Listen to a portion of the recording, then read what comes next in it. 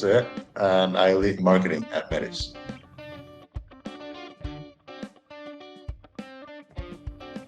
Before coffee, now I'm more of a tea person.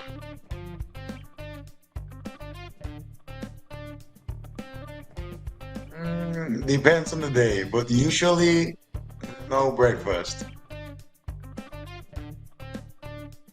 Well, some eggs and some toast. Maybe also a nice shake.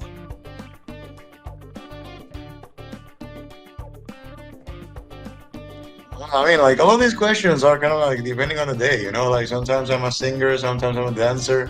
I'm usually more of a dancer. But if you need me to sing, I can sing.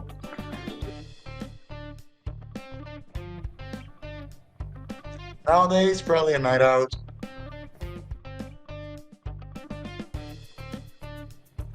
Well, depend on the quality of people, like if it's high quality people, I could do a small gathering. If not, like send me to a party.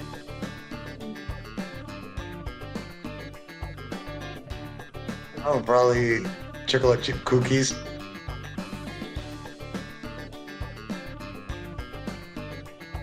Dogs. 100%. I have three dogs. Sports. I mean, like I play all types of sports, mainly like basketball, soccer. I like to play, well, I like to practice martial arts. I'm not sure if that qualifies as a sport, but yeah, like I'm more of a contact sport and physical activity type of guy.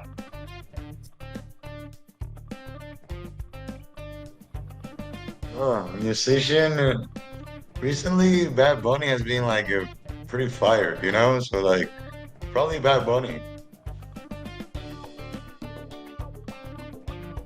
I have three in mind. Number Okay. one, Buenos Aires. Number two, Barcelona. Number three, Medellin.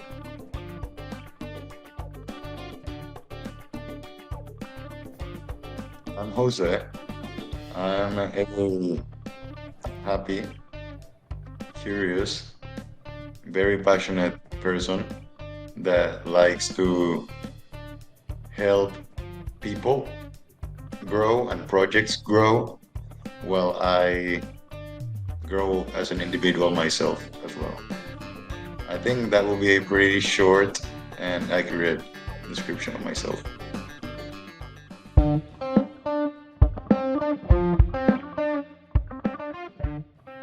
I grew up in a very Catholic family. I It's part of my background, yes. Like it definitely set up some of the values that I have nowadays. Like if I am a religious person nowadays, probably not.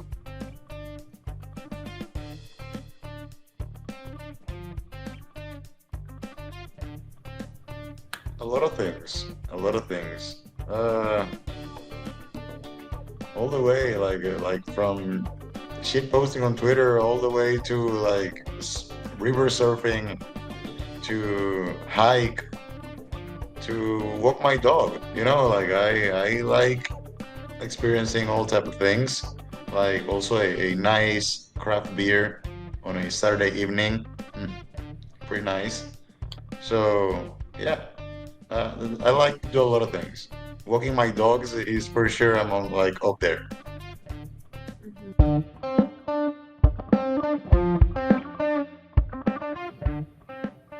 My perseverance, probably.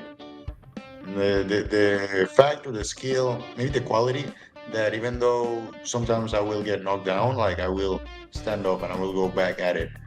And not only go back at it, but go back at it better and better prepared. So I would say perseverance. Mhm.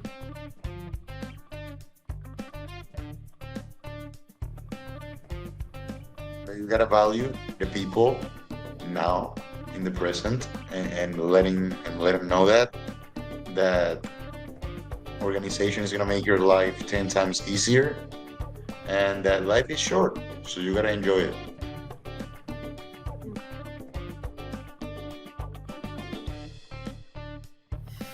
I don't know. I feel like I'm very transparent, kind of like what you see is what you get.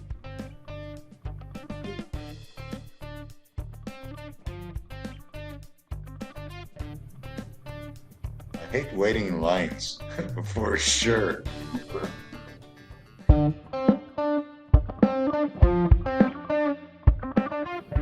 I'm still trying to improve my organizational skills. I have become a way more organized person, but I feel like if I could keep improving on that area, my life could become 10 times easier as well. So, yeah, probably I'm becoming a more organized person.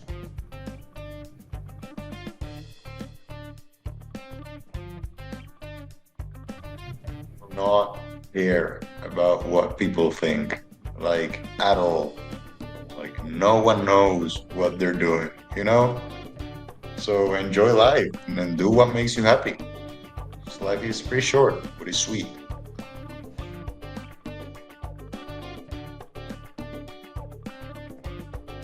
I'll probably be in banking, honestly. Like I love marketing and especially kind of like in crypto. But besides that, my other skill set is kind of like finance. I used to be a trader for investment banking, so I would probably go back to it. Would I enjoy it as much as what I'm doing right now? Probably not. And let's see, another thing that I would probably do is teaching. I like teaching a lot, especially things that I'm good at or things that I really know about. I feel like I'm very good at breaking things down. Be like five, like explain like I'm five. So yeah, either trading or teaching. Pretty interesting mix.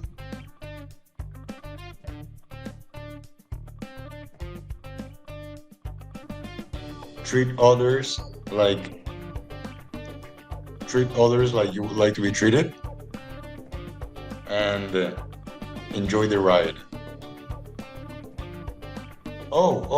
And number three, stay curious.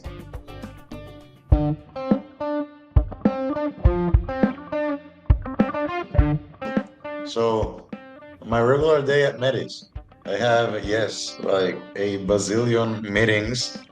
I revise a few documents, work in others, gather some research about potential ways in which we could improve results, and also attend or act on the community's suggestions and feedback while keep growing the community and the ecosystem. So yeah, that would be my regular day at Metis.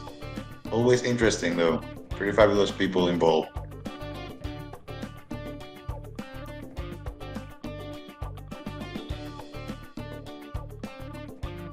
The thing is, I'm from Panama. So Panama is a country that has a lot of revenue. It has a lot of exports. It has the Panama Canal. It has a lot of different revenue sources.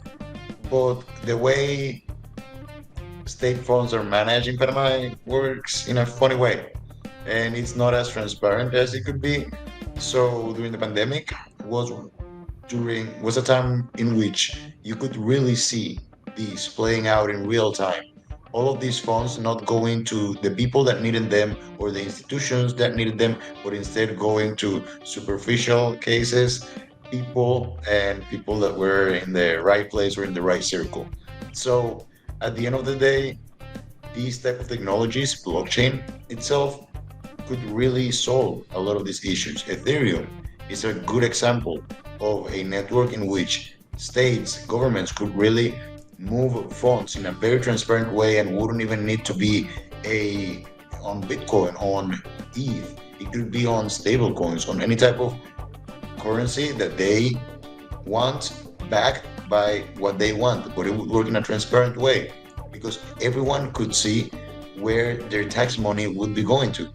And also, there wouldn't be like Ethereum allows for smart contracts. So, in some cases, money wouldn't even be allowed, like, wouldn't be allowed to go to wallets in which it could be at risk or to any cost that wasn't the original cost or the or the cause that people want, that the money should be used to, you know? So this is really something that I was interested in. I started reading a lot about Ethereum, about layer twos, and if you start reading about layer twos, eventually you're gonna run into Metis. I was fascinated with what Metis was doing, and also with DAX, decentralized autonomous companies. So it was that's something that, believe it or not, could also solve a lot of problems here in Panama. In countries where governments are not as easy to deal with, or in some cases will place a lot of hurdles for you to jump over, this is a very good tool for people to put their idea to work without having to pay massive bribes to jump through all these hurdles, or to just be subject to conditions that they shouldn't be subject to. So I really it really rang a bell in me, and I was just like, okay, so like maybe Metis is the place I should be at. And well, here am I.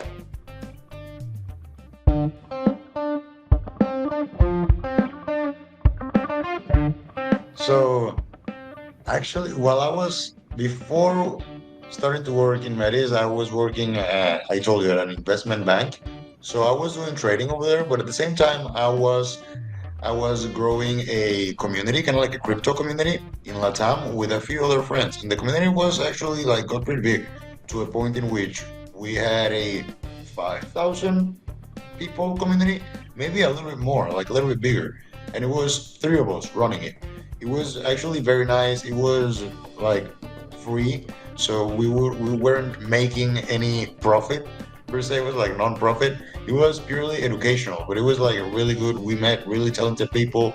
We got to learn so much, and that also gave me a lot of the skills that I come with nowadays that have helped me to thrive in Metis and to perform a lot of the things that I do. So that was also a period of my life in which I learned a lot, got to teach to a lot of people, and got to sharpen a lot of my skills with that crypto community of Latin America.